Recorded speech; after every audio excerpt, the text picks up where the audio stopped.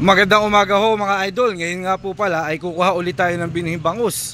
At dito po ito sa may Sitio Pantay, Paumbong, Bulacan. Dito kasi sa may Paumbong ay karaniwang panghanap buhay dito sa Sitio Pantay ay ang pagbibinhi ng bangus o pagbebenta ng binhi ng bangus ang kanilang hanap buhay. At dahil ho doon may mga tao po na natutulungan upang magkaroon ng hanap buhay ang mga tao po dito.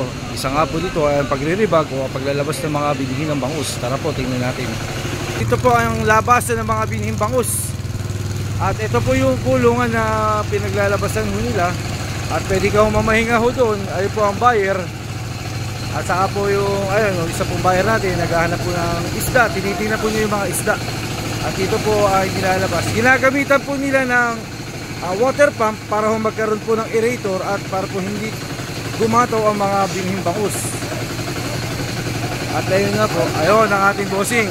Shoutout nga po pala kay Chong Kagawad Impin Alvaran. At shoutout din po kay Papa Ver Ordan. At shoutout din po sa mga lagi kong kasamahan dito sa binhian ng bangus. Kay Paring Tol Jeff, JR, Popok at Paring Puto. Shoutout din kay Paring Dexter at kay Paring EJ San Juan. At natapos na nga ho tayo magkarga ng binhi ng bangus.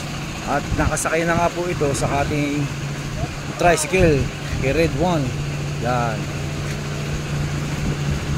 Ngayong araw nga pala na ito ay 25k followers na tayo. Maraming salamat nga po pala sa lahat po ng sumusuporta. Maraming salamat din po sa inyong mga pagtitiwala ng mga supplier at mga buyer. Malaking tulong po ang inyong pagtitiwala sapagkat na itataguyod ko ang aking pamilya sa pang-araw-araw na pangangailangan namin. Lalo na at mayroon pa nga po ako maliliit na anak at dalawa po ang aking anak na nag-aaral. Dalawa po ang gumagamit ng diaper at naggagatas din. Kaya maraming salamat po sa inyong pagtitiwala. Malayo pa po tayo at malayo pa po ang ating tatahakin. Tuloy-tuloy lang po tayo sa paggawa ng content at focus lang po tayo sa goal ng ating buhay.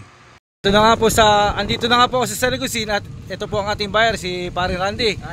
Ayan, at binigyan din po tayo ng ulam. Maraming salamat pare sa ulam. Maraming salamat. Sana lumaki na magandang ating bangus. Maraming salamat. Maraming salamat po sa mga ating mga kasama.